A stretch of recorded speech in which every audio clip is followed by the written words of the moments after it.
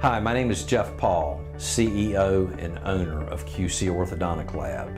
Today we're going to talk about the Apex TMA spring retainer. Today we're going to sit down and look at what this appliance looks like at the bench and how it's manufactured.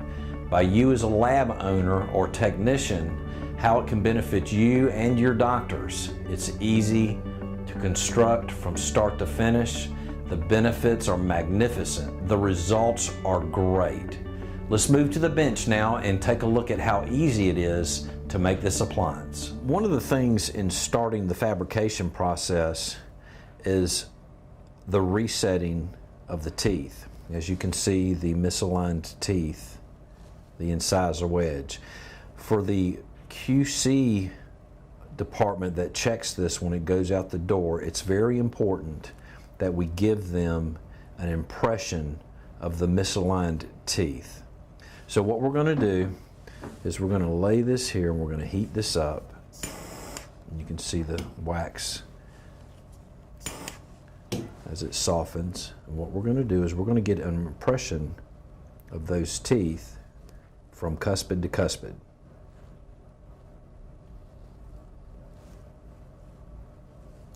Now, as you can see, when this piece of wax will follow the appliance all the way to the final QC. Okay, so the next step after the teeth have been reset is painting on the foil or separating medium on the posterior quadrant back. After that's done, what we're going to do is we're going to measure from distal to lateral to distal to lateral to determine the size of the lingual spring.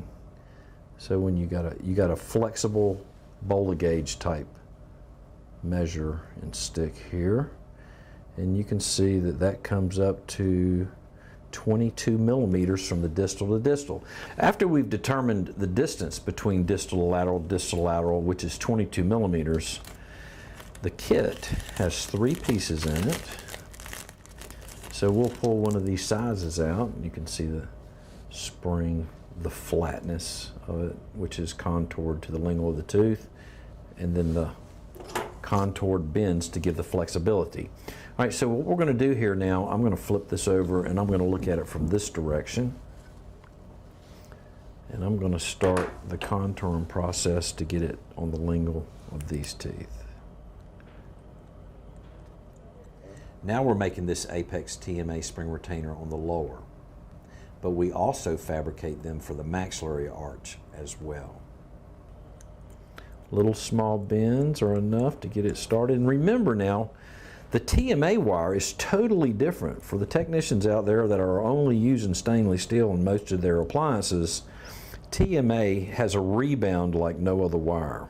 That's why it's such a good wire to use in moving teeth. It will never stop pushing until it's reached its full potential. Your doctors will love the flexibility of this appliance. You will be able to move teeth with as much as 3 to 4 millimeters of relapse. We have a case that we can show you. Matter of fact, we'll do that now.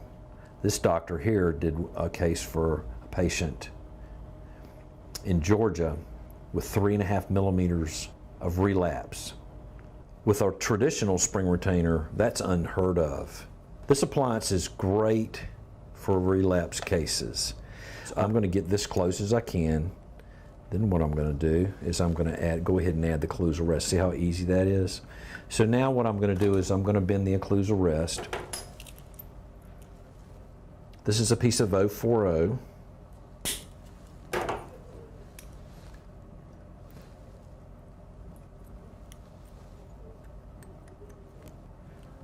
Just contoured on the inside, the lingual of the teeth.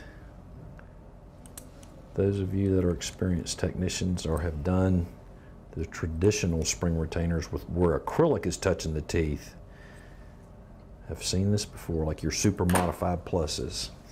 You want this wire completely off of the tissue all the way around. You can see how it looks this way. So now we've got the occlusal rest, as you can see, waxed on the molars.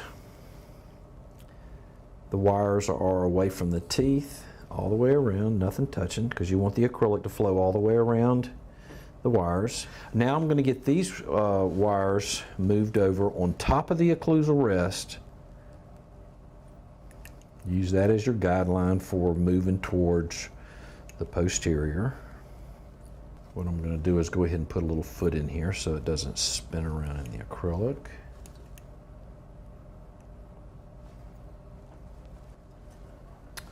Try to get this wire laying right on top of your base wire, which is the occlusal rest. Like so. I've turned it around in this direction so I could see it from a different perspective, more from the lingual, and it'll show you a lot when you do that. You can take a look at that. Look how nicely it's conformed to the teeth. So the next thing I'm doing is measuring for the TMA labial bow. So we want the loop to start at the mesial third of the cuspid. That measurement is 28 millimeters. So the kit has 3 labial bows in each kit. Here's the labial bow. And just for your information, normally the 22 millimeter lingual TMA lingual spring goes with the 28 millimeter labial spring, labial bow, just so you know. So we measured 28 millimeters from the mesial of the cuspid to the mesial of the cuspid, and this one fits in there nicely. Actually, I don't have to do a whole lot of adjustment to it. So what we're going to do is carry this wire distal to the cuspids, just like you would any other labial bow. You have to adjust your loops. Flat wire is right up against the teeth, and in the center of the teeth you can see where I've got this too, just like any other holly retainer or spring retainer. However, this wire lays right up against the teeth. And then this wire goes down to the occlusal rest, or right on top of the tag end for the lingual spring retainer.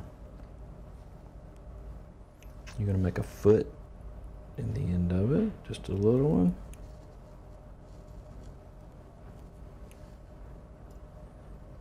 And you can see that, how good that looks right there.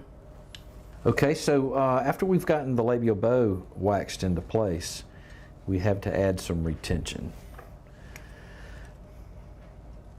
The suggestion for retention is a ball clasp or 4-ball clasp between the buys. So we'll scrape out the interproximal areas here. We also, in our lab, fabricate these using Adams clasp as well on the 6-year molars.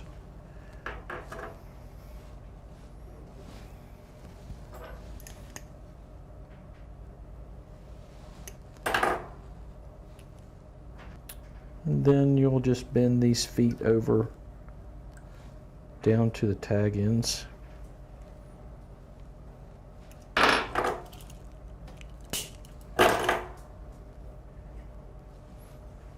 Lingual.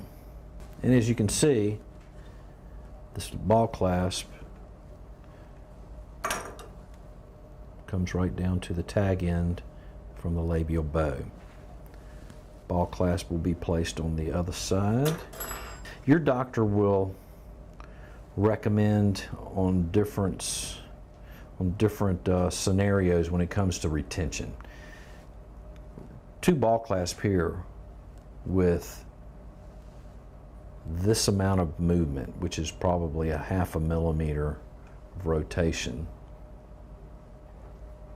should be sufficient. This is the Apex TMA spring retainer and what it looks like before it goes to the acrylic area.